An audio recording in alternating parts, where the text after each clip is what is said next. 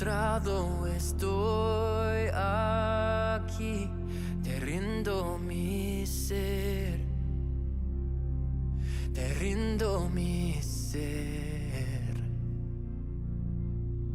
Con tu amor atráeme, Señor, vengo a tus pies,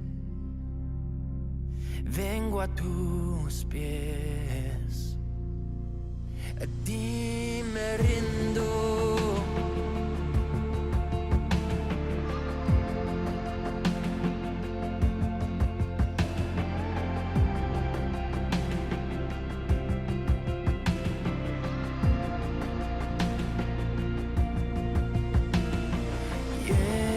Lléname de gracia, inúndame,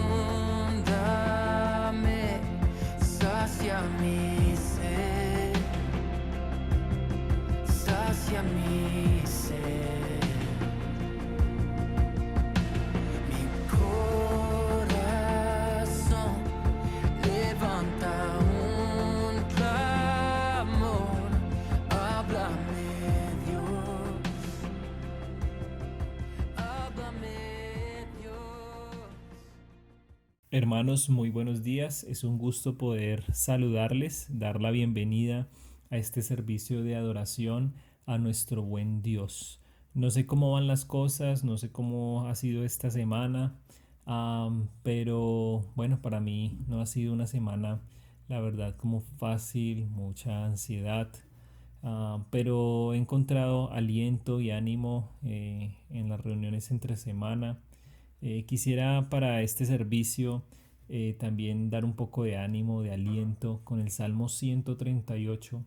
Es un salmo de David, un agradecimiento, un llamado también a la alabanza a Dios por lo que Él es. El Salmo 138 es un salmo corto, tiene solo 8 versículos. Podemos meditar y hablar muchas cosas de él. Dice el Salmo 138: Te alabaré con todo mi corazón. Delante de los dioses te cantaré salmos. Me postraré hacia tu santo templo y alabaré tu nombre por tu misericordia y tu fidelidad, porque has engrandecido tu nombre y tu palabra sobre todas las cosas. El día que clamé me respondiste, me fortaleciste con vigor en mi alma. Te alabarán, oh Jehová, todos los reyes de la tierra, porque han oído los dichos de tu boca y cantarán de los caminos de Jehová. Porque la gloria de Jehová es grande, porque Jehová es excelso y atiende al humilde, mas al altivo mira de lejos. Si anduviere yo en medio de la angustia, tú me vivificarás. Contra la ira de mis enemigos extenderás tu mano y me salvará tu diestra. Jehová cumplirá su propósito en mí. Tu misericordia, Jehová, es para siempre. No desampares la obra de tus manos. Y es un salmo precioso, la verdad. Es un salmo muy especial de la palabra de Dios. Este salmo eh, habla y creo que se centra más en el Señor, a pesar de que Él trae muchos beneficios al salmista, ¿no? Eh, a nosotros, ¿no? Que esperamos respuesta en medio de situaciones difíciles. Tenía una imagen esta semana en la cabeza y es una persona afuera, de pronto, ahorita que no podemos salir, de pronto orando por sus alimentos o de pronto abriendo sus manos. He visto algunos que abren las manos cuando empieza a llover o trotando y levantan esos brazos como si fuera una expresión de alabanza a Dios. Y pienso que muchas veces nos da miedo, pensamos mucho como en el qué dirán, me ha pasado a mí, es algo que nos fijamos mucho en los hombres, en los que están al lado, pero no miramos desde el punto de vista de Dios, en lo cual debería ser totalmente normal que una criatura como nosotros reconociera esa grandeza en Él, en que nos da la vida, en poder agradecerlo en cualquier espacio, en cualquier lugar, como dice acá, inclusive delante de los dioses, ¿no? Dioses con D minúscula. Porque Jehová es excelso. Excelso quiere decir que Él es altísimo, que no hay nadie como Él. No hay nadie que esté más arriba, que es glorioso, que es muy grande, ¿no? Dice, y hace 8 días nos hablaron sobre eso, ¿no? De que Él atiende al humilde. Entonces, ¿cómo no humillarnos delante de Él? ¿Cómo no preparar nuestro corazón para esta mañana, inclusive desde el día sábado? Estar ahí meditando en Él, en lo grande que Él es, en todo lo que Él hace por nosotros. Dice aquí la palabra que aún me salvará tu diestra. O sea que Dios nos ha salvado y sigue salvándonos, ¿no? Con su mano derecha, con su brazo fuerte. Y no sé cómo les decía, cómo ha sido esta semana. Dice, si anduviera yo en medio de la angustia, tú me vivificarás, ¿sí? Yo necesito del Señor, necesito de su ánimo, de su fuerza. También dice acá, el día que clamé me respondiste y me fortaleciste con vigor en mi alma. Entonces por eso te alabarán, oh Jehová. Es necesario alabarle, postrarse delante de Él. Me postraré hacia tu santo templo. ¿Hace cuánto? Siempre me pregunto eso, ¿no? ¿Será que sería algo, lo que digo, totalmente normal? Arrodillarme entre semana, eh, reconocerlo a Él aún afuera, orar por los alimentos. Y muchas veces nos da pena, a un musulmán no le da pena, pero a nosotros sí, sabiendo que es el Dios verdadero, que es el Dios grande. Dice acá, por tu misericordia y tu verdad. Entonces hay muchas razones, dejo este salmo aquí, pero entonces vamos a cantar con mucho ánimo y gozo en nuestro corazón. Dice, una vez más te alabaré con todo mi corazón.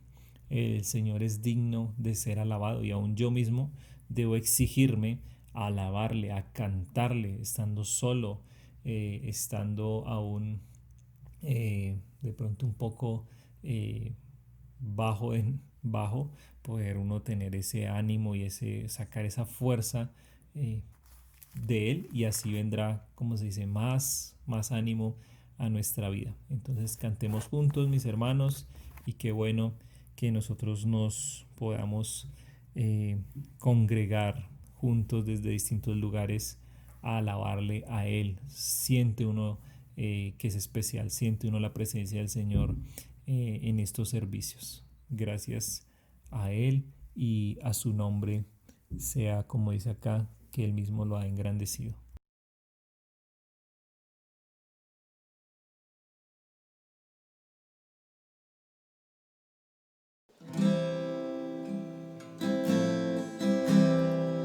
Solo en Jesús está mi fe, mi esperanza y mi canción, piedra angular, firme sostén, inconmovible en la aflicción. Cuán grande amor, inmensa paz, en el temor o adversidad, consolador, amigo fiel, yo en su amor me sostendré.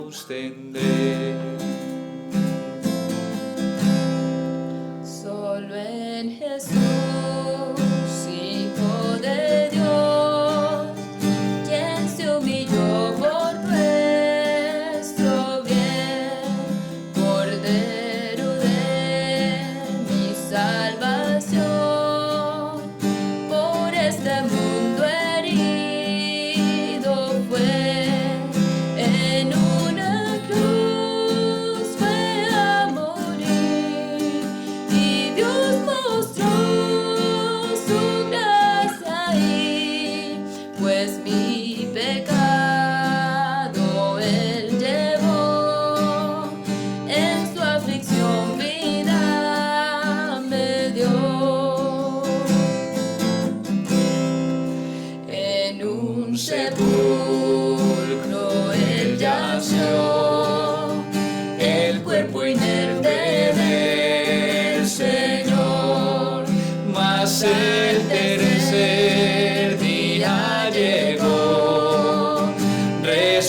Espíritu en gloriosa luz y al triunfar sobre el mal, perdió el pecado potestad.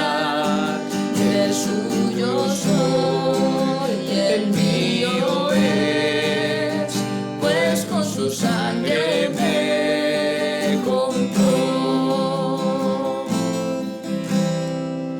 Desde el nacer hasta el morir, sea el poder de Cristo en mí.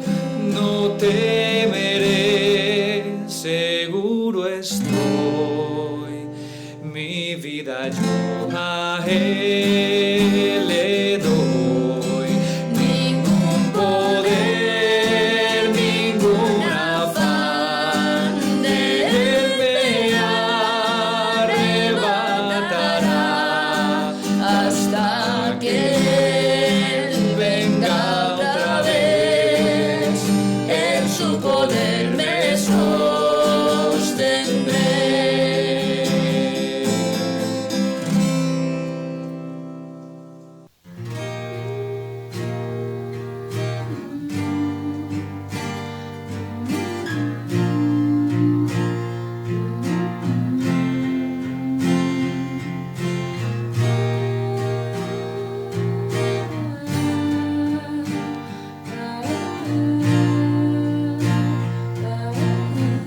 Profundo es el amor de Cristo,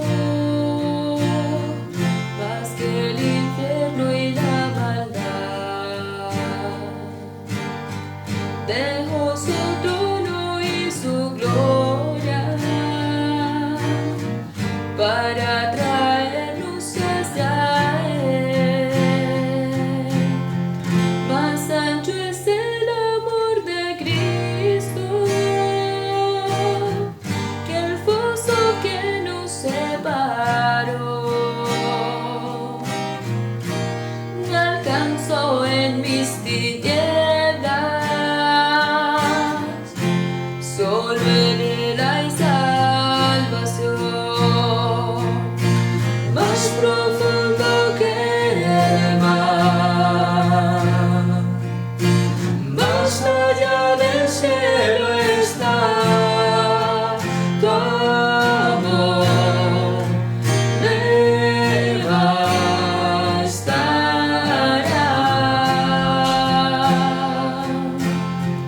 Más fuerte es el amor de Cristo que mi enemigo más feroz. Me sostiene en la tormenta,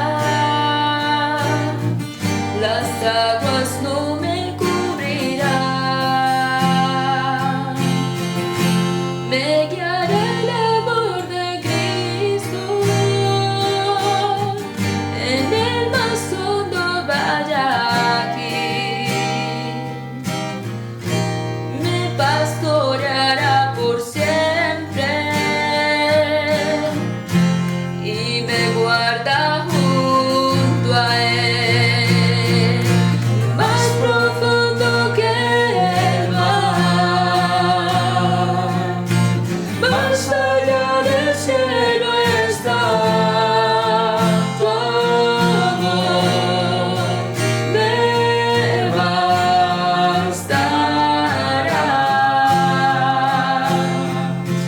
Más fuerte que la tempestad, vence el pecado y la maldad. Tu amor me bastará.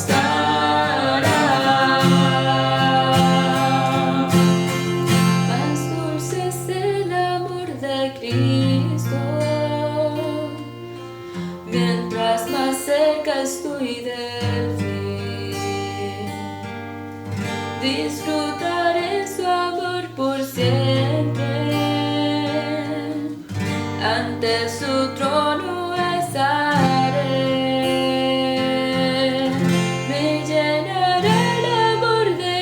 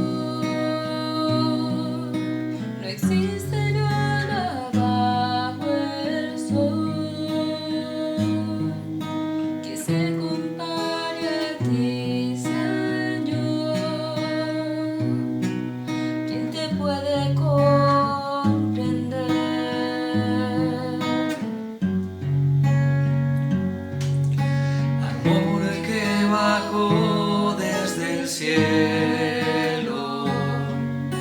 Mi alma Él vino a salvar.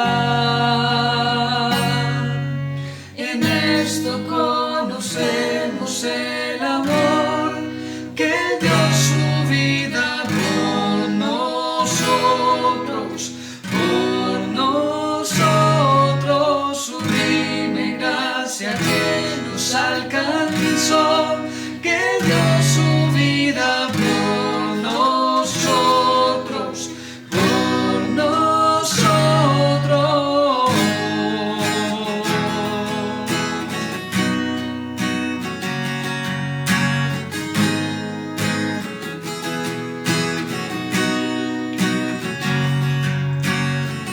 El amor no deja ir mi corazón.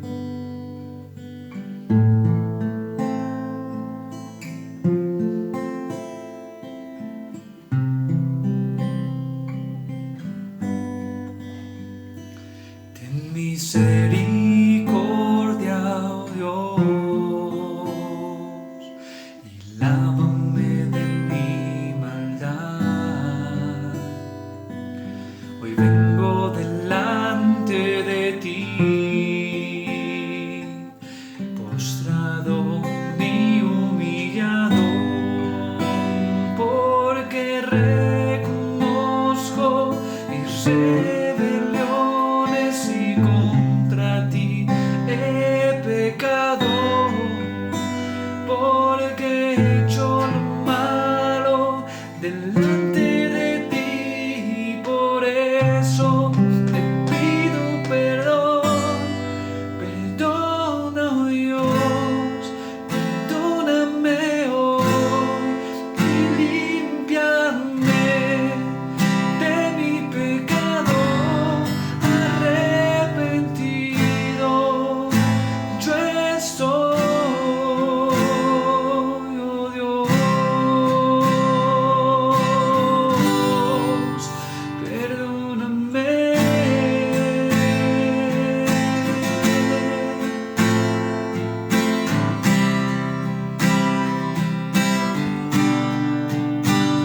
Entregaste a tu Hijo por mí para perdonar mi pecado. De rodillas te pido perdón en medio de tu Hijo amado. Por en mí, oh Dios, un corazón recto y puro, que mientras viva yo te cantaré y tu amor declararé. Perdona, oh Dios, perdóname hoy y límpiame de mi pecado arrepentido. Yo estoy, oh Dios, perdona, oh Dios, perdóname hoy y límpiame de mi pecado arrepentido. Yo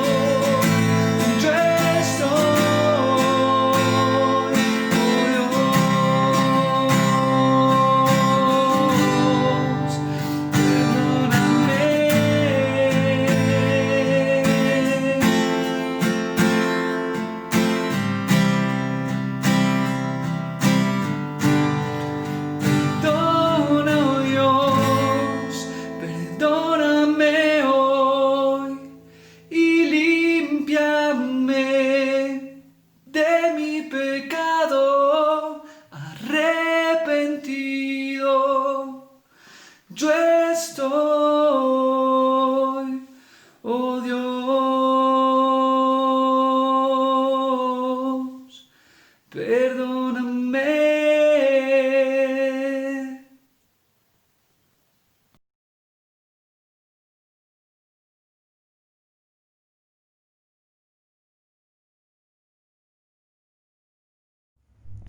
Buenos días. Continuamos entonces adorando a Dios a través de la Cena del Señor, donde le recordamos y le adoramos por aquella obra que Él ya hizo por cada uno de nosotros. Y también como iglesia participamos en ese mandato que el Señor nos dejó de la Cena del Señor. Por eso quiero invitarles a que abramos nuestras Biblias en el libro de Lucas, capítulo 22, y allí leamos desde el versículo 7 acerca de la Cena del Señor. Lucas 22, versículo 7, dice: Llegó el día de los panes sin levadura, en el cual era necesario sacrificar el cordero de la Pascua. Jesús envió a Pedro y a Juan diciendo: Id, preparadnos la Pascua para que la comamos. Versículo 14. Cuando era la hora, se sentó a la mesa y con él los apóstoles, y les dijo: Cuánto he deseado comer con vosotros esta Pascua antes que padezca, porque os digo que no la comeré más hasta que se cumpla en el reino de Dios. Y habiendo tomado la copa, dio gracias y dijo: Tomad esto y repartidlo entre vosotros, porque os digo que no beberé más del fruto de la vid hasta que el reino de Dios venga. Y tomó el pan y dio gracias, y lo partió y les dio diciendo, esto es mi cuerpo que por vosotros es dado, haced esto en memoria de mí. De igual manera, después que hubo cenado, tomó la copa diciendo, esta copa es el nuevo pacto en mi sangre, que por vosotros se derrama. Y al leer este pasaje nos damos cuenta de algo muy importante, y es que el momento en el que el Señor instituyó la cena, que recordamos el día de hoy, el Señor se encontraba celebrando la Pascua junto a sus discípulos. Y recordemos que esta fiesta judía era celebrada por el pueblo de Israel como memoria de ese momento en el que fueron liberados del pueblo de Egipto, cuando ellos eran esclavos aproximadamente 1500 años antes que llegara Cristo. Y ese tiempo del cual se celebra la Pascua, recordemos que hace memoria sobre ese momento en el que la sangre de un cordero fue colocada sobre todos los postes y sobre todos los dinteles de las puertas de cada familia hebrea, y esto hacía que todas las familias que tuvieran esa marca de sangre en sus puertas fueran protegidas, y Dios mismo protegía cada una de esas familias y evitaba que el ángel destructor matara a su primogénito. ¿Y por qué es importante recordar esto? Porque cuando vemos al apóstol Pablo en Primera de Corintios capítulo 5 vemos que él tenía en mente este evento histórico cuando él escribió en el versículo 7, porque nuestra Pascua, que es Cristo, ya fue sacrificada por nosotros. Recordamos a Jesús por medio de la cena, porque Él fue ese Cordero sin mancha que por cada uno de nosotros se entregó. Y ese cuerpo que fue golpeado y que fue destruido, hoy, esta mañana, está reflejado en este pan que podemos compartir. Esa sangre que se derramó en aquella cruz, hoy se ve representada en este vino que nosotros podemos tener. Eso nos recuerda, son símbolos que nos recuerdan el cuerpo y nos recuerdan la sangre y el sufrimiento en general que Jesús tuvo que sufrir y tuvo que pasar por causa de nosotros. Así que la invitación es que con gozo, con sinceridad y con humildad nos examinemos esta mañana y miremos realmente cómo estamos viviendo nuestra vida en estos tiempos de cuarentena, cómo estamos correspondiendo a ese sacrificio que Jesús hizo por cada uno de nosotros. Y por ello quiero invitarles a que finalicemos leyendo Primera de Corintios capítulo 11, en la parte del versículo 27, donde nos llama a examinarnos. Dice Primera de Corintios 11:27, de manera que cualquiera que comiera este pan o bebiere esta copa del Señor indignamente, será culpado del cuerpo y de la sangre del Señor. Por tanto, pruébese cada uno a sí mismo y coma así del pan y beba de la copa. Porque el que come y bebe indignamente sin discernir el cuerpo del Señor, juicio come y bebe para sí. Así que es nuestra responsabilidad examinarnos, es nuestra responsabilidad realmente ser sinceros con cada uno de nosotros y sinceros con el Señor. Él conoce nuestras vidas, Él conoce nuestros corazones. Permitamos que este tiempo sea un tiempo donde le disfrutemos, donde le recordemos con ese gozo y con esa tristeza, pero mayor con ese gozo, porque sabemos que el Señor resucitó y que a través de esa obra que Él hizo nosotros podemos acercarnos a Él. Así que quiero invitarlos a que hagamos una oración y disfrutemos de este tiempo en comunión con el Señor, donde también le adoramos a través de este símbolo de la cena. Señor, te queremos dar gracias por esta mañana, Señor, que nos permites tener. Gracias, Dios, por aquel sacrificio que hiciste por cada uno de nosotros. Porque nosotros al ver nuestras obras nos damos cuenta que somos totalmente indignos de cualquier tipo de beneficio, Señor.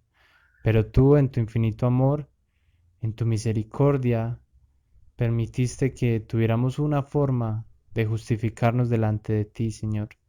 Y esa forma involucró la muerte de tu Hijo, de tu precioso y amado Hijo. Y por ello te damos gracias, Señor, porque esa muestra de amor refleja que realmente podemos acercarnos a ti esta mañana. Así que gracias pues por este tiempo. Permite que realmente nos examinemos, que seamos sinceros con cada uno de nosotros, que seamos sinceros contigo, Señor, y que seas tú transformándonos, que seas tú, Señor, dirigiendo nuestras vidas.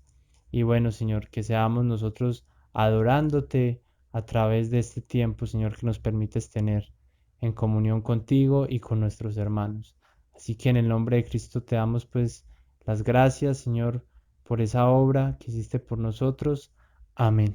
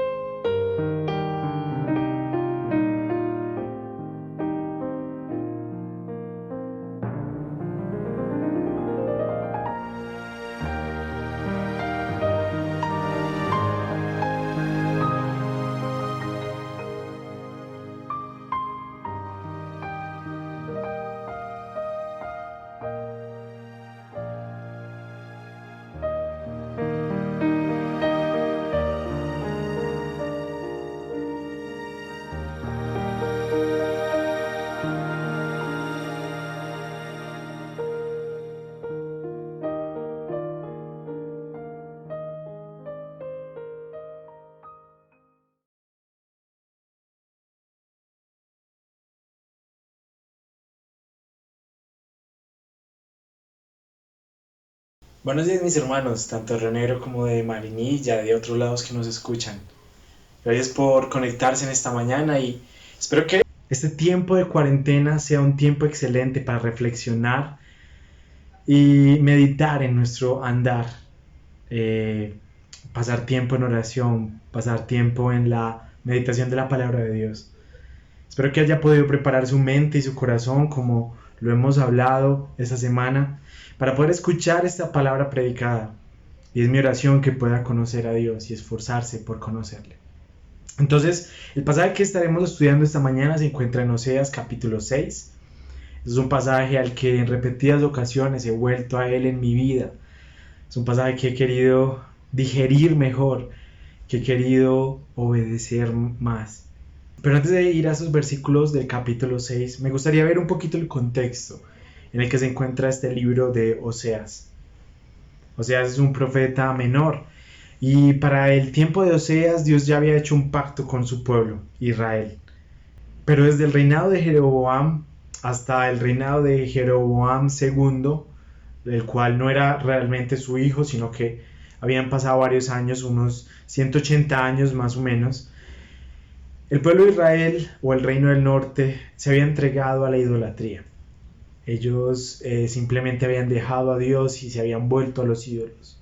Ahora Dios les enviaría un profeta, les enviaría su mensajero, para que ellos pudieran abrir sus ojos ante lo que estaba pasando Y este sería un mensaje impactante para ellos. Creo que sería el mensaje de parte de un esposo indignado. Y así he querido titular este sermón. Le he querido poner el mensaje de un esposo fiel a una esposa infiel. Así que quisiera que miráramos algunos pasajes aquí en Oseas, en varios capítulos, y que concluyéramos yendo a Oseas capítulo 6. Para esto tengo 3 puntos. El primero es la indignación de Dios con su pueblo.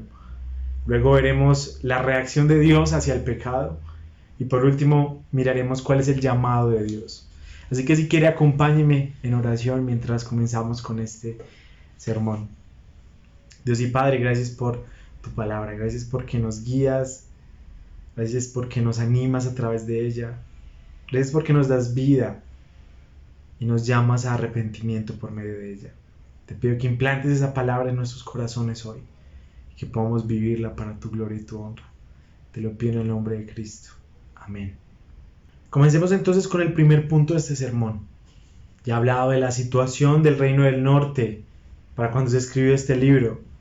Y hay varios pasajes que nos muestran o nos hablan un poco de esta indignación de parte de Dios para con su pueblo.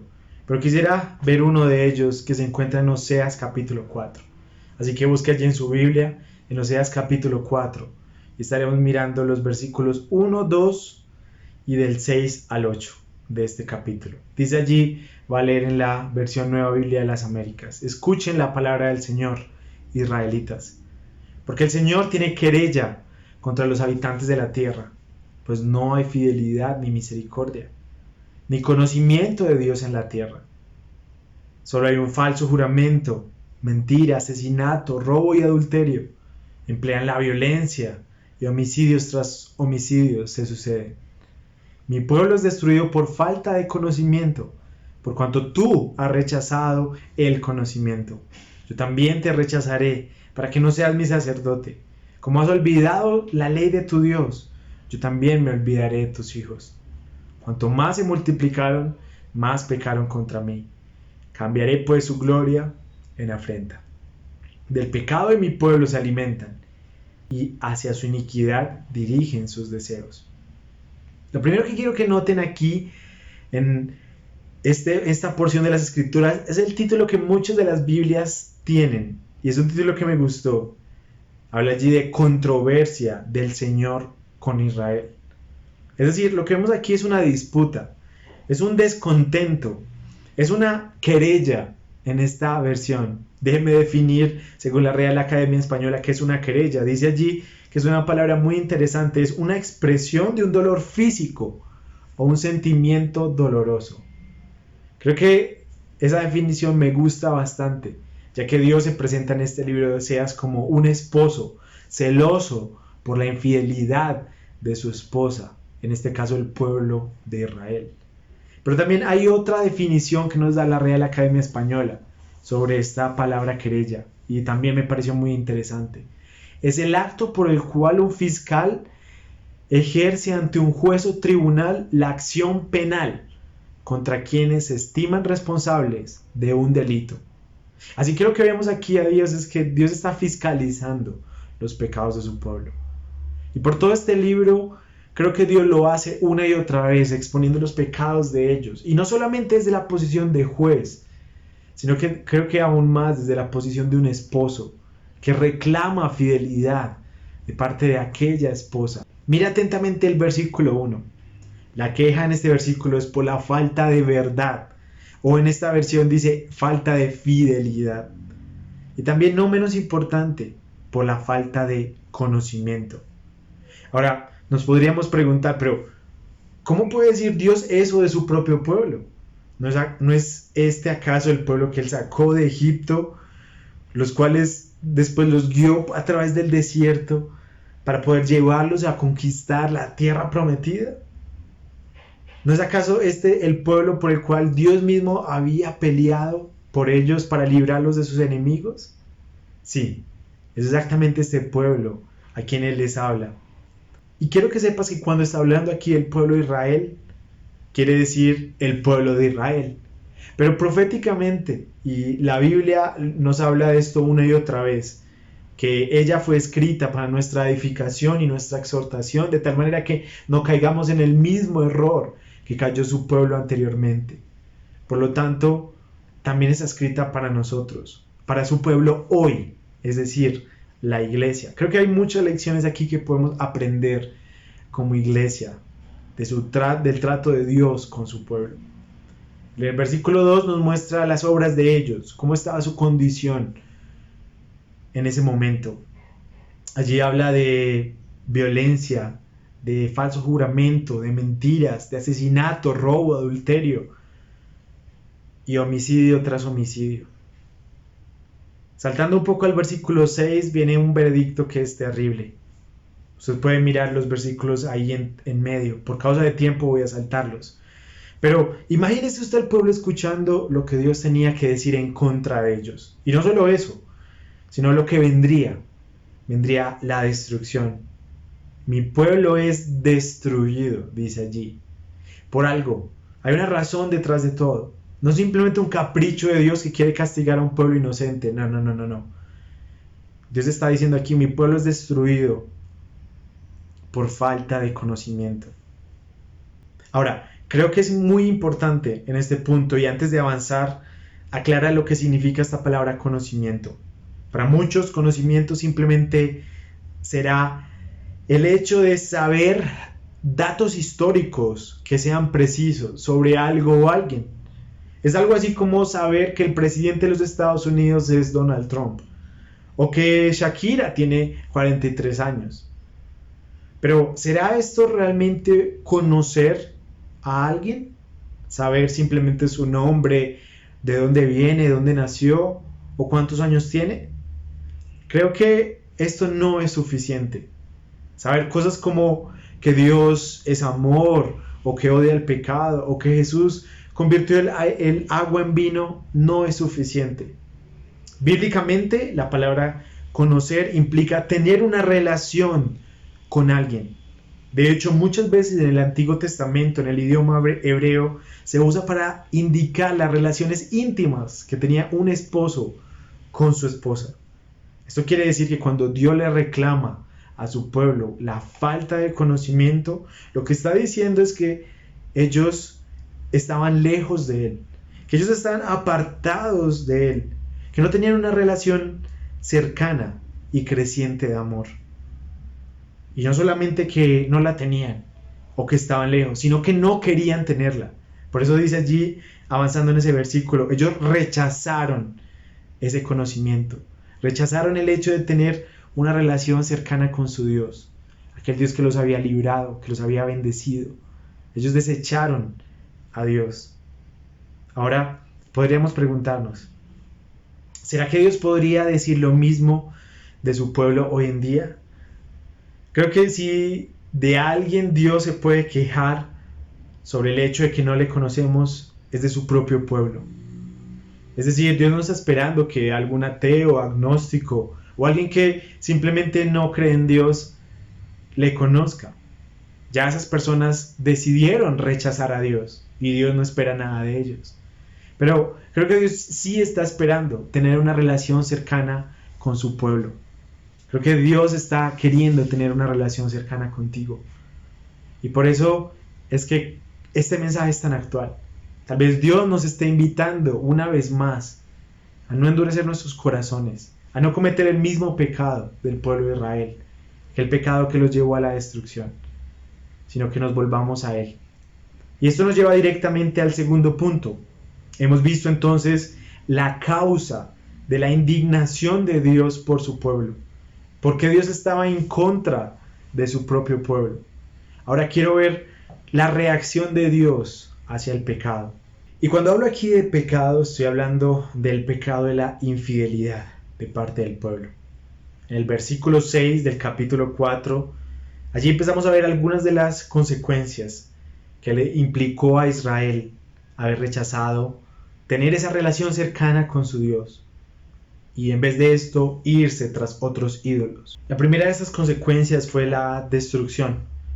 Y eso es muy importante porque creo que acá se define o se ve claramente cuál es la diferencia entre aquel Hijo de Dios que ha creído en el Señor Jesucristo que ha creído en la muerte sustitutiva de Cristo en la cruz y por lo tanto ha pasado de condenación a salvación, que ya tiene una vida nueva por medio del Espíritu Santo y ha entrado en una relación creciente, tal vez no perfecta, pero sí una relación creciente con su Padre.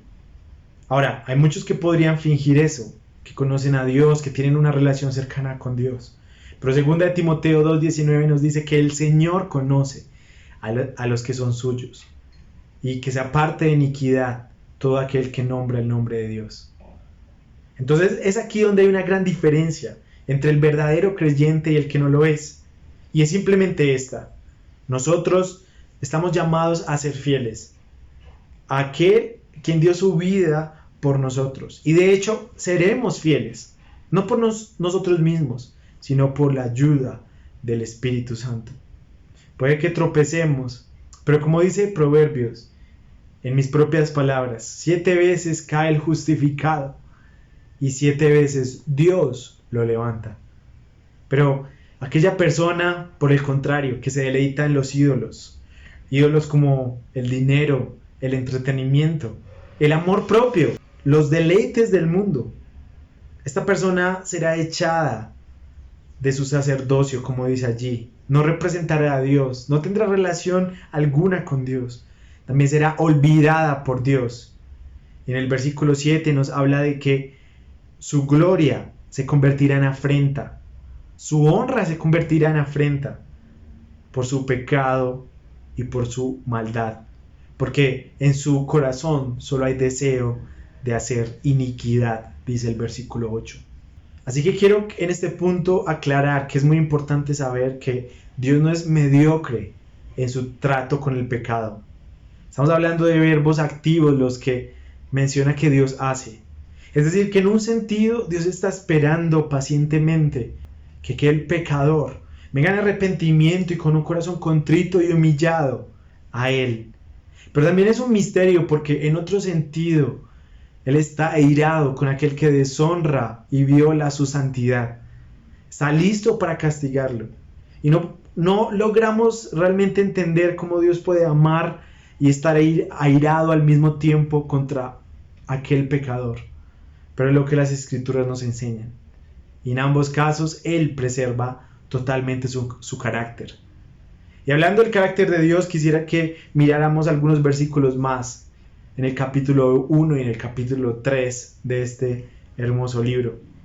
Si vamos a Oseas capítulo 1, vamos a mirar allí los primeros 3 versículos. Aquello que Dios le manda hacer a su profeta Oseas. Dice allí el primer versículo: palabra del Señor que vino a Oseas, hijo de Beeri, en días de Usías, Jotam, Acaz y Ezequías, reyes de Judá, y en días de Jeroboam, hijo de Joás, rey de Israel.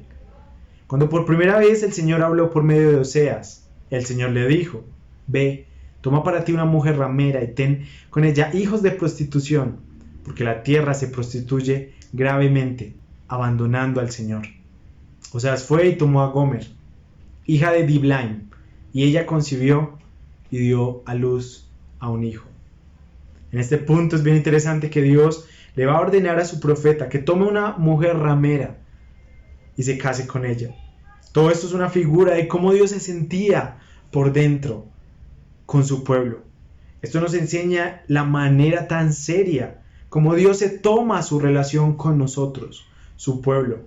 De hecho, en Efesios 5 dice que Cristo amó a la iglesia, que Él se entregó a sí mismo por ella, para santificarla, habiéndola purificado en el lavamiento del agua por la palabra, a fin de presentársela a sí mismo, una iglesia gloriosa, que no tuviese mancha, ni arruga, ni cosa semejante, sino que fuese hecha santa y sin mancha.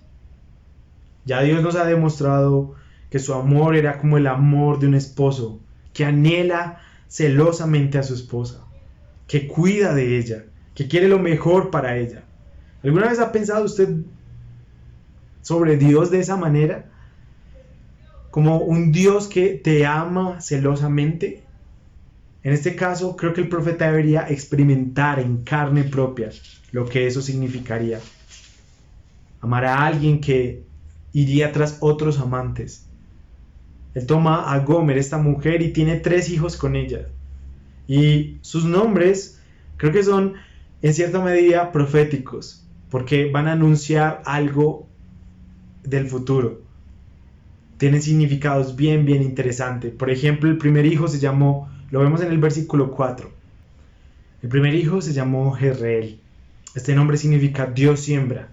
Y quería anunciar que Dios castigaría a su pueblo, pero que levantaría un remanente. El segundo hijo lo encontramos en el versículo 6. Se llamó Lo Ruhama, que quería decir compadecida. Dios promete no compadecerse de su pueblo, sino destruirlos del todo. Y en el versículo 9 encontramos el tercer hijo, que se llamaría Lo Ami, que significa no es pueblo mío. Dios iba a anunciar que este Israel, que se había prostituido tras otros ídolos, no iba a ser más su pueblo, ni que Él iba a ser su Dios. En este punto vemos que el dolor que Dios siente es grande, y pareciera que el único remedio sería castigarlos y destruirlos. Y aunque sabemos que esto es cierto, ya que el reino del norte fue conquistado y destruido por completo, Dios tendría misericordia de aquellos que se arrepintieran de sus pecados y se volvieran a Él. Esto lo podemos leer en el capítulo 2, versículos 18 al 23, donde toma los 3 mismos nombres de los hijos que Oseas iba a tener con Gomer, dándole una promesa a cada uno de ellos. Donde Dios, después de castigar a su pueblo, el pueblo se volvería a Él y disfrutaría de los beneficios eternos de una relación cercana con Dios. El versículo 20 nos habla de eso, cuando Dios promete diciéndole al pueblo: te desposaré conmigo en fidelidad y tú conocerás al Señor. Recuerde que ese era el alegato principal de Dios, la falta de fidelidad y la falta de conocimiento. Y en este punto, Él promete tener una relación cercana con ellos que iba a durar para siempre. De la misma manera, por la historia sabemos que esta promesa se cumplió en Judá, es decir, el reino del sur, que a pesar de que tuvo muchos reyes que hicieron desviar el corazón del pueblo hacia los ídolos, también ellos tuvieron buenos reyes y hubo personas en ese pueblo que pudieron volverse a Dios y disfrutar de los beneficios de ser sembrados con Dios, de recibir la compasión de Dios y de ser llamados el pueblo de Dios. Bien interesante también el capítulo 3, el primer versículo, donde el Señor habla nuevamente y por segunda vez a Oseas y le dice: entonces el Señor me dijo, ve otra vez, ama a una mujer amada por otro y adúltera, así como el Señor ama a los israelitas, a pesar de que ellos se vuelven a otros dioses y se deleitan con tortas de pasas. Entonces, creo que en este punto, y tomando este mensaje y aplicándolo a nosotros, entendiendo cómo Dios obra radicalmente con el pecado, cómo Él castiga el pecado, aún el pecado de su pueblo, aún el pecado de aquel que dice amar a Dios y conocerle. Solo hay 2 opciones. Creo que tú puedes jugar a ser creyente, fingir que amas a Dios y creer que es suficiente conocer un versículo allí y un versículo allá, sin tener ningún interés real por agradarle o por conocerle.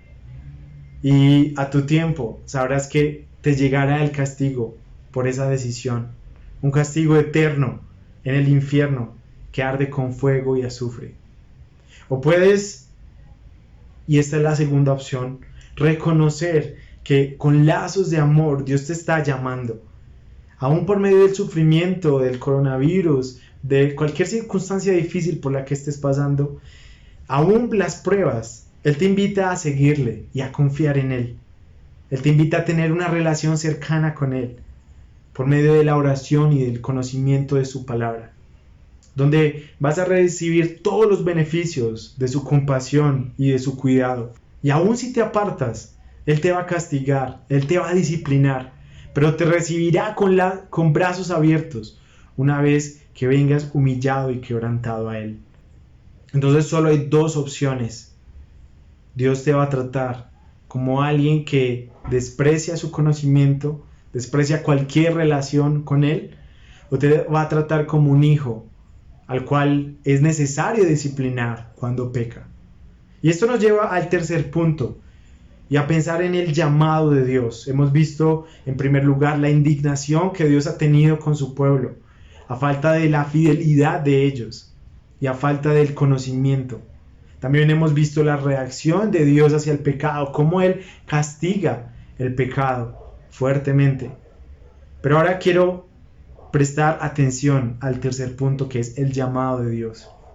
Y ahora sí quisiera que fuera el capítulo 6 de Oseas, este maravilloso libro, que de paso si te estás sintiendo como alejado de Dios, como que no estás seguro si realmente le perteneces a Él, este es un libro maravilloso para infundir y aprender el quebrantamiento, para aprender cómo venir en arrepentimiento a Dios. Te animo a que pases tiempo durante esa semana leyendo este libro y aprendiendo del pueblo de Israel, de sus errores, pero también de Dios, de su trato con sus hijos.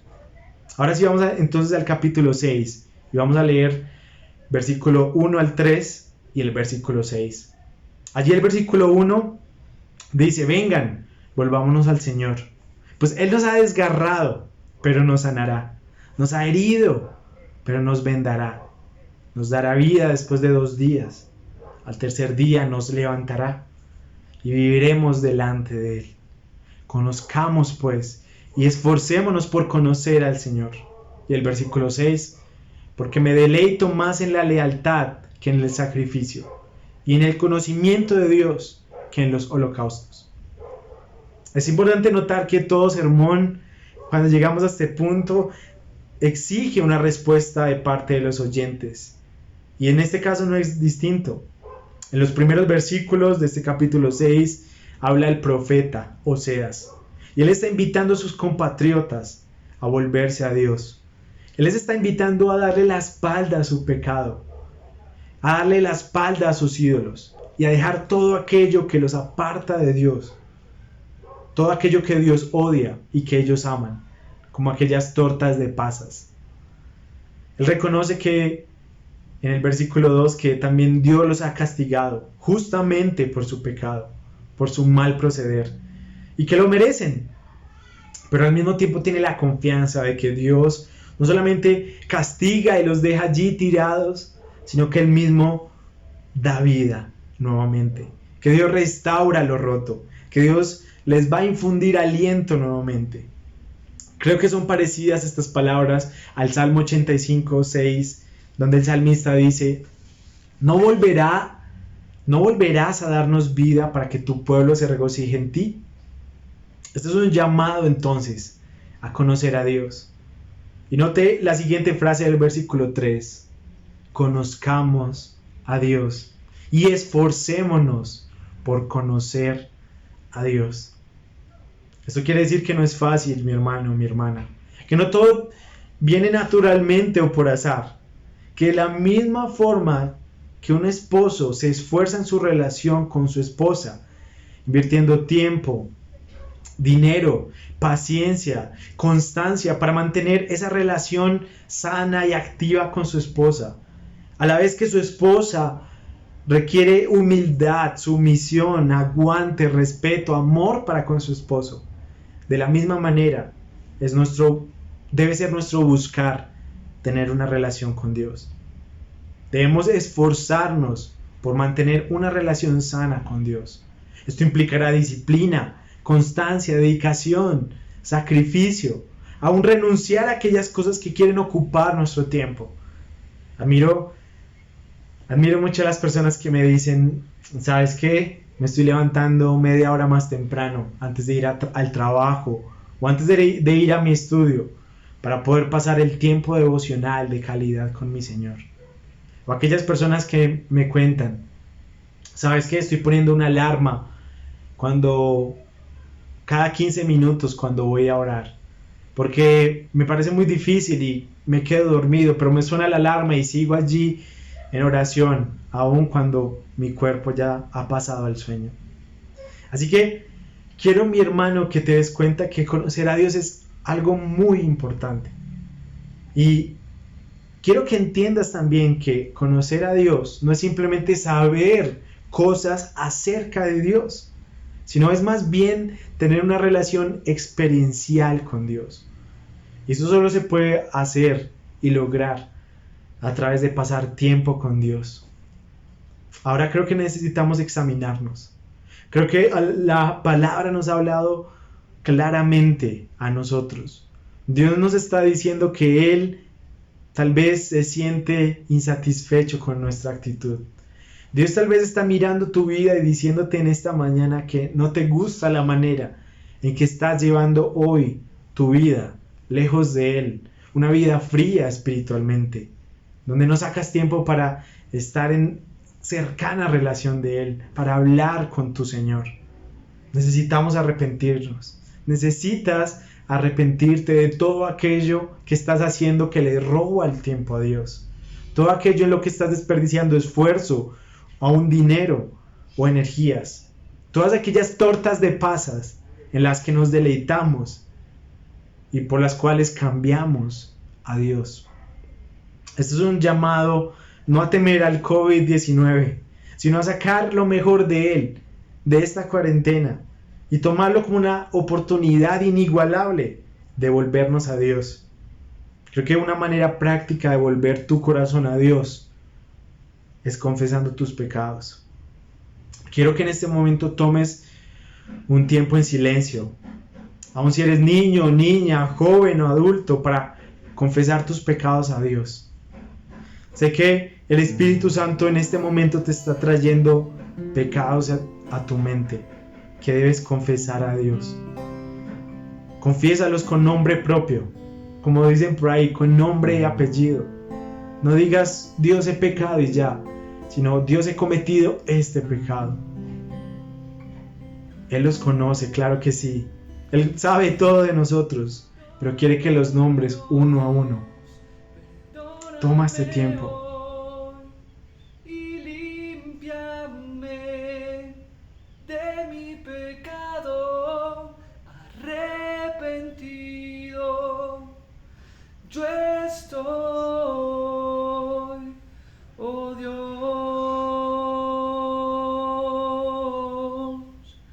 perdóname.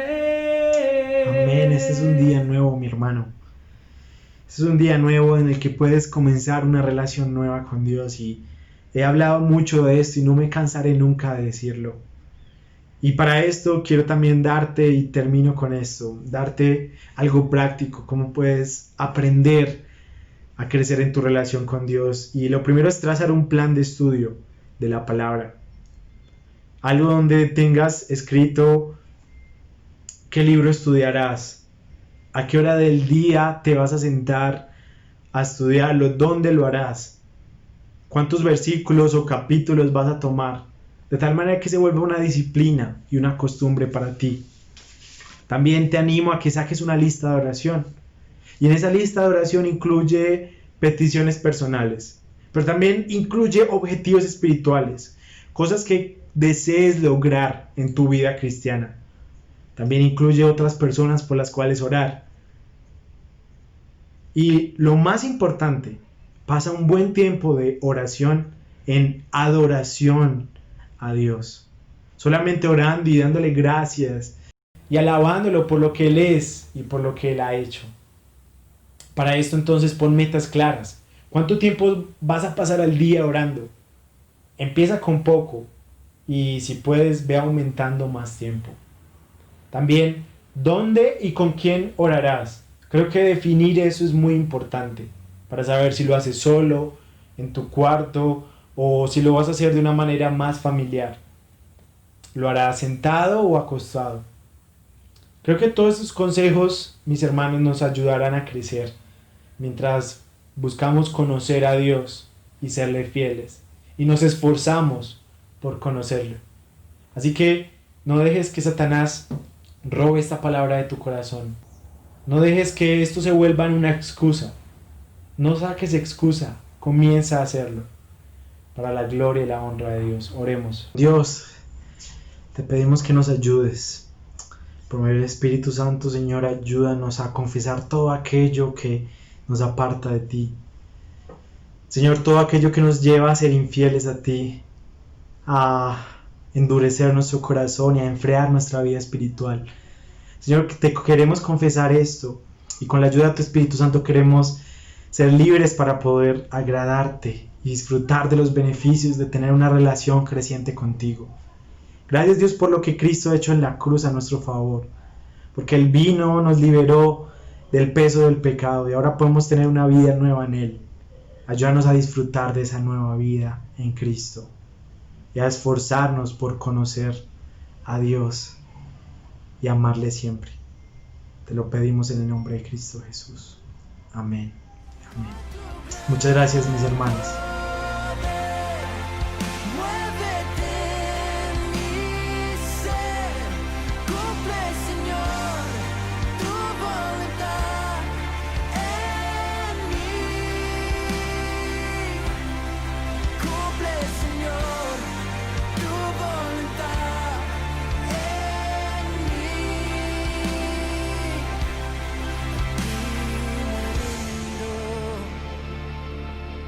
A ti me rindo, te quiero conocer,